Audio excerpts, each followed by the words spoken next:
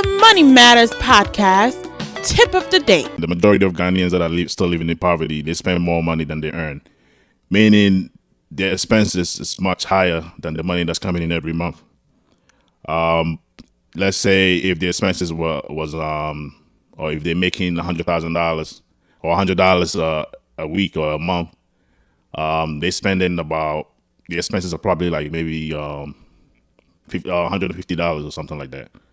So the money that's coming in is basically not enough, and it's being spent. So you're always coming from behind. And my little experience with that is when you take a look at Ghana, majority of the people, it doesn't matter who you are, whether you're working or not working, you could still be living in poverty. By the time you go through the education system and you get a job, basically the microfinance banks, the little microfinance banks and the microcredit banks, they strategize themselves in a way that they prey on the people, because a lot of people are brought up in a poor family. By the time they finish school, they think this is the time to make money. So by the time they get the job, these people approach them and they put them in a bad debt, meaning they give them high interest loans that these people cannot afford. But they've been poor their whole lives, so through the process of education, when they get exposed to that kind of money, they can't say no to it, or they can't just wait till they actually earn that money. So they would right on the spot, they will start spending their future money on the spot. They will take the loans and they will spend years and years and years. Some of these loans are like 25, 35, 37% interest on them for like 5 years, 6 years, 7 years. So whatever amount of money they take, they wind up paying like triple or quadruple the amount over the years. And you're basically going to be missing payments.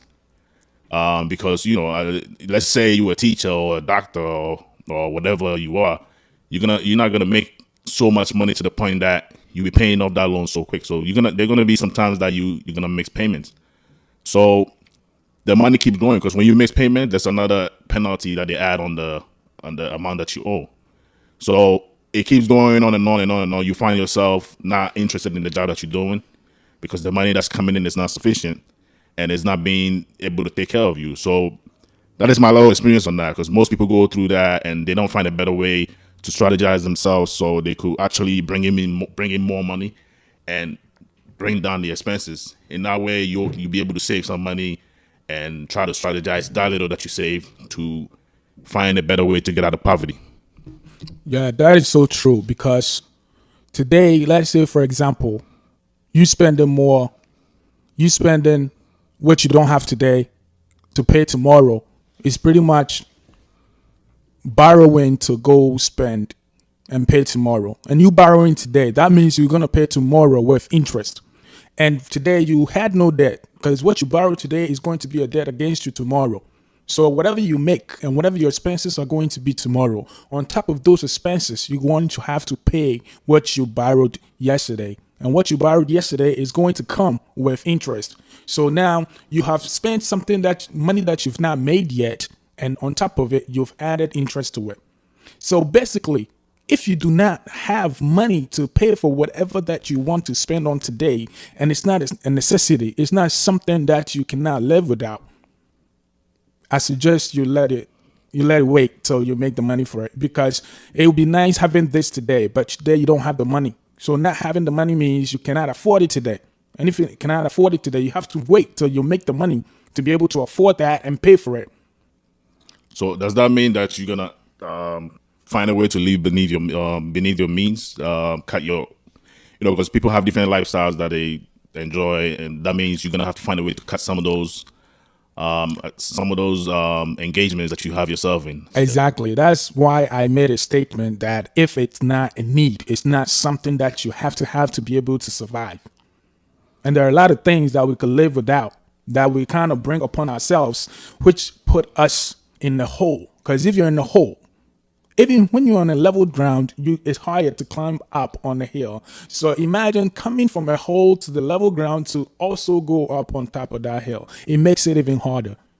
Because, a lot of Ghanaians are fascinated about big screen TVs, not knowing that you spend so much money on the TV.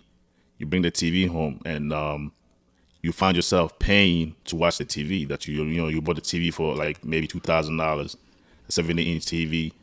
Now that TV is not bringing no money to you. It's going to be taking money away from you at that spot. Exactly. And you're going to spend about $70, $100 a month just to watch the TV. Exactly. So you need to figure it out. You need to figure out the needs and the wants. Exactly. What you need and what you want, and find a way to reduce your expenses. In that way, you'll be able to know what you really need, as in stuff that you can't live without. And I'm glad that you brought that point out, but that's down the list. But right now, what I want to say is now we've kind of created a lifestyle, some kind of lifestyles that actually cost us a lot. I'm glad you made that TV acquisition example, because now you go buy the TV. You've not put into consideration how much that is going to cost you in electricity bills. true. How much you're going to pay in DSTV charges and cable charges. So now, yes, the TV costs you $2,000. Let's say you paid, you used a credit card or whatever you use to go buy this TV. Now the TV is in. How much is it costing you to maintain that TV? That costs a lot. That TV alone is just taking so much money away. Exactly. I mean, we're not saying that you're not supposed to be watching TV, but you have to be, can you afford it? Can you afford everything that comes with the TV? All the other expenses that comes with it. It's not just TV. It could be a car. It could be a cell phone. It could be a house. It could be a motorcycle. Anything. Whatever interests you. All right, so now you've acquired that. Maybe you've kind of, for some reason, been able to build yourself a very beautiful, nice credit score that allows these creditors to approach you with things. Now Right. you have that credit score. Does that mean that you can afford extra $50, $100, $200 bill every month? Because if you're going for a TV that you've not paid for at the moment, you're going to be paying in bits and pieces every month. And the longer that they stay on you, the more you pay in interest. So now you've acquired a TV without paying for it. It looks very good in your room. Everybody's giving you props, good job and all of that. But at the end of the day, is it worth everything you're going to go through to maintain and keep that TV? So the way to go about this is to find a way to basically save most of the money that you earn. Exactly. Have a system, a strategy to save most of the money that you earn, and find a way to cut down costs, as in expenses. It's just pretty much finding a way to say no to stuff you cannot afford today. So basically, every money that comes to you, you have to find a way to break it down to know how much of that money, what percentage of that money you're going to save, what percentage are you going to use for expenses, which boils down to getting on the drawing board and actually planning and writing stuff down. I mean, everybody know how much you make every week, how much you make every month.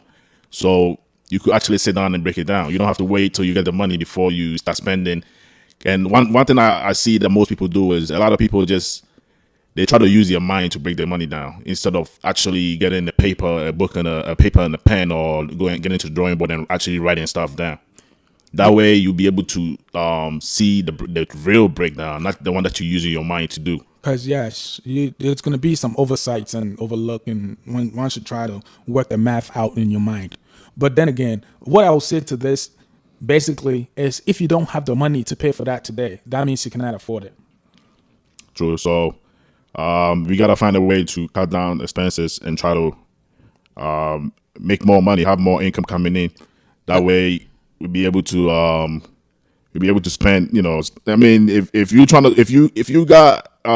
expenses are higher, I guess you gotta find a way to make more money. So you could find a way not to spend more money, but to have more money coming in. Yes, like I said, you have to find a way. You have to learn to say no to stuff you cannot afford or you cannot pay for with cash today. With that being said, also, if the money you have today is not enough to pay for what you want to get and have some left over or saved for tomorrow, that also means you cannot afford whatever you're trying to get today.